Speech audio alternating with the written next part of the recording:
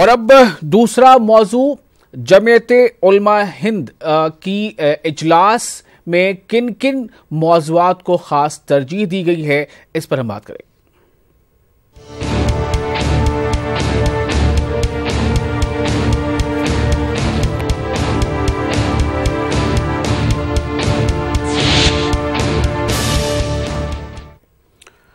Voter list में मुसलमानों के नामों के इंदराज को लेकर जमीयत-उलमा-ए-हिंद तहरीक चलाएगी। जमीयत-उलमा-ए-हिंद की कौमी मजलिस आमला के अहम इजलास में यह फैसला लिया गया। गुज़श्ता रोज इजलास हुआ था। वहीं उत्तराखंड हाई कोर्ट के जरिए फतवा पर आयद करदा पाबंदी और आलम इस्लाम खुसूसन सऊदी अरब में रुनुमा मौजूदा सूरत हाल पर भी तबादला ख्याल किया गया है।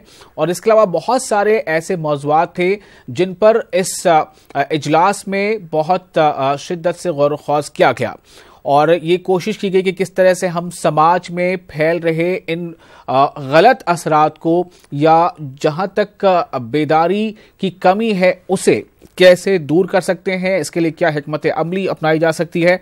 हमारे साथ हमारे नुमाइंदे खुर्रम शहजाद मौजूद हैं दिल्ली से, हम उनसे जानेंगे।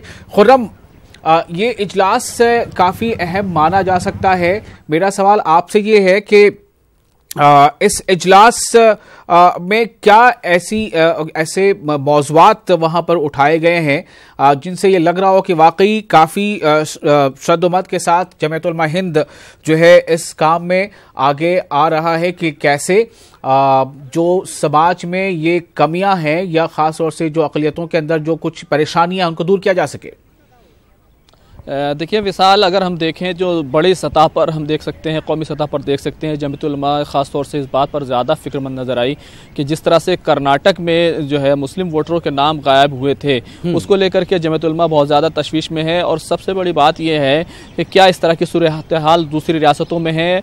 अगले साल लोकसभा इंतखाबात होने वाले हैं, मुल्क में नई सरकार बनने वाली है और ये इससे भी बड़ा सवाल ये है कि हम जब अपने मुल्क को सबसे बड़ी जमहूरियत करार देते हैं, सबसे मजबूत जो है लोकतंत्र बताते हैं, तो क्या उसमें सारे लोग शामिल हो रहे हैं। तो एक बड़ा सवाल है कि पिछले दिनों जब centre for research debates and development policy का जो एक इदारा है, रिसर्च इदारा है, उसकी तरफ से जब एक रिपोर्ट आई और जिसमें कहा गया कि कर्नाटक में ही 18 लाख मुस्लिम वोटरों के नाम जो है वो वोटर लिस्ट से गायब हैं, कुछ के नाम वोटर लिस्ट में ही नहीं है, कुछ को वोटर आईडी कार्ड जारी नहीं किए गए हैं।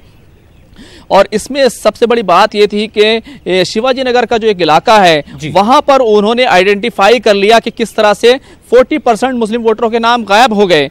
इसके अलावा उन्होंने 16 कॉन्स्टिट्यूंसीज ऐसी थी जहां पर उन्होंने आइडेंटिफाई किया कि किस तरह से 1,28,000 मुस्लिम वोटरों के नाम गायब हो गए। इसको लेकर के एक बड़ी खलबली मची हुई है जमीयत-उल-उलमा के बीच और खासतौर से मुस्लिम तंजीमों के बीच। वो लगातार इस तरह की मुहिम चला रहे हैं। तो ये सबसे बड़ा मामला था जिस पर जमीयत-उल-उलमा में गौर किया गया और ये कहा गया कि जो मुहिम चल रही है उसको और ज्यादा मुनज़्ज़म अंदाज में चलाया जाए। सोशल मीडिया पर हम लगातार ये चीज देख रहे हैं कि किस तरह से बार बार मैसेजेस आ रहे हैं कि आप अपना नाम जो है वोटर लिस्ट में दर्ज कराइए, चेक कीजिए क्या वो वोटर लिस्ट में मौजूद है कि नहीं है। तो ये सबसे बड़ा मामला था। इसके अलावा एक मामला और था कि जिस तरह से उत्तराखंड हाई कोर्ट ने फतवे पर पाबंदी लगा दी थी, हालांकि सुप्रीम कोर्ट में जब उसको चैलेंज किया गया तो उस पर सुप्रीम कोर्ट ने स्टे लगा दिया है। तो ये दोनों मामले बड़े अहम थे जिन पर जो है खासतौर से बात हुई है विशाल। लेकिन एक और सवाल यहाँ ये पैदा होता है कि इसको अगर ये मामला सच में है तो इसके लिए हिकमत अमली क्या अख्तियार की जाएगी।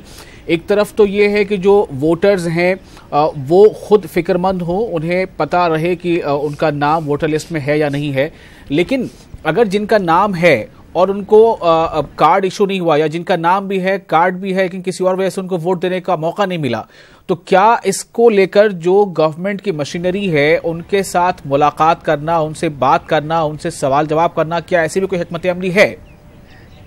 देखिए मुस्लिम तंजीमें हम देखते हैं कि वो जिस तरह से काम करती हैं उनके पास बहुत सारे रिसोर्सेज नहीं हैं। कुछ ही तंजीमें हैं जो रिसर्च वगैरह का काम करती हैं। हालांकि जिस तरह से ये रिपोर्ट सामने आई थी उसके बाद मुल्क की दूसरी रियासतों में भी और ख़ासतौर से जहाँ जहाँ इंतखाबात हो रहे हैं वहाँ पर इस तरह का सर्वे होना चाहिए था और ये देखा जाना चाहिए था कि क्या सिर्फ मुस्लिम वोटरों के नाम गायब हैं या सिर्फ जो दूसरे वोटर्स हैं उनके नाम भी गायब हैं और ये किस वजह से गायब हैं, इस पर होना चाहिए था।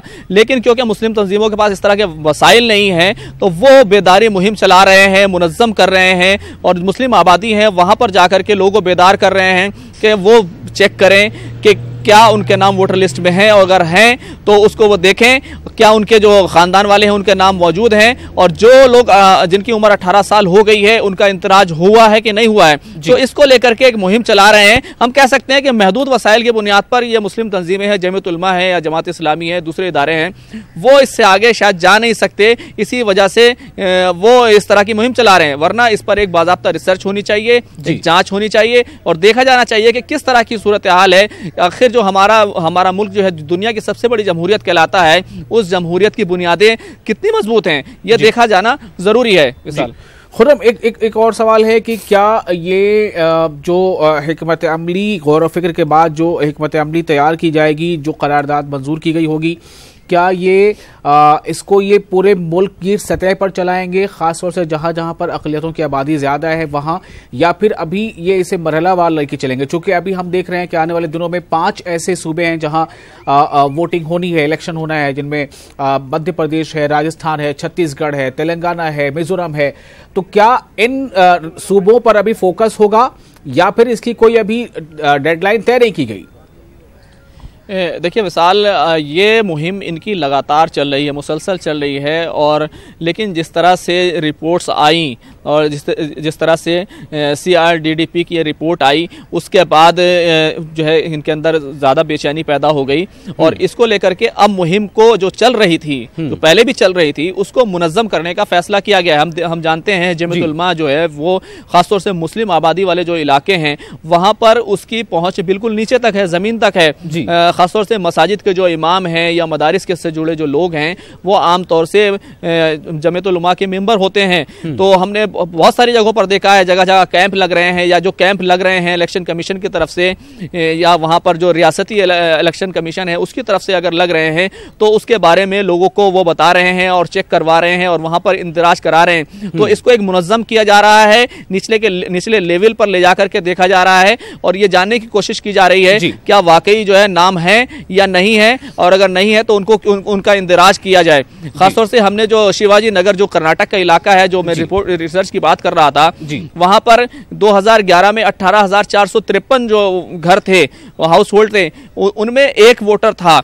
ये 2011 का सेंसस, लेकिन जब उसका मैच किया गया वोटर लिस्ट के साथ तो पता चला कि 8,900 ही ऐसे लोग हैं जिनका इंदराज हुआ वोटर लिस्ट के अंदर। तो सेंसस जो है हमारा वो अलग कुछ कह रहा था और वोटर लिस्ट कुछ अलग कह रही थी। इसको लेकर के ये जो है बहरहाल मुस्लिम तंजीमों में काफी हद तक जो है फिक्रमंदी वो देखी जा रही है। जी खुर्रम, एक और सवाल यहाँ पर अहम है कि जिस तरह मैंने आपसे कहा कि कई जो सूबे हैं जहाँ पर अभी इसको प्रायोरिटी पे देखा जाना चाहिए था, वहीं साथ ही साथ अगर CRDDP ने ऐसी कोई रिपोर्ट पेश की थी, कोई डेटा दिया था, तो क्या उस डेटा के साथ जमीयत उलमा हिंद या कोई भी और दूसरी तंजीम ने क्या इलेक्शन कमीशन से रुजू किया? क्या उनसे इस बारे में उन्हें कम से कम मुत्तला किया कि ऐसी शिकायतें मिली हैं? क्या ऐसी कोई जानकारी है आपके पास? नहीं, ऐसी कोई जानकारी मेरे पास नहीं है कि इस तरह से जाकर के शिकायत की गई हो। हालांकि ये मामला जो है वो कांग्रेस ने कर्नाटक में उठाया था, क्योंकि कर्नाटक से ही ये रिपोर्ट आई थी। हालांकि ये जो NGO है जो रिसर्च की गई है वो दिल्ली बेस्ड है, लेकिन क्योंकि मामला सियासी था तो सियासी तंजीमें नहीं है ये लोग, तो लेकिन इन्होंने जिस तरह से मामला उठाया जाना चाहिए था या जिस तरह से दबाव बनाना चाहिए था वो शायद नहीं किया है। सिर्फ वहाँ कर्नाटक में कांग्रेस पार्टी ही है जो इस तरह की आवाज़ उठाती रही है कि इंदराज होना चाहिए, के वोटर लिस्ट से नाम गायब हो रहे हैं। हालांकि हम देखते हैं कि ये कोई नई बात नहीं है, ऐसा होता रहा है, वोटर लिस्ट से लोगों के नाम गायब रहे हैं। जब वोटिंग होती है तब भी हम देखते हैं कि बहुत सारे लोग जो है जब वोट डालने के लिए जाते हैं तो वोटर लिस्ट में उनका नाम नहीं होता, नाम होता है तो उनके पास ID कार्ड से मैच नहीं होता। तो इस तरह की दिक्कतें हैं जिसको जो है दूर किया जाना चाहिए।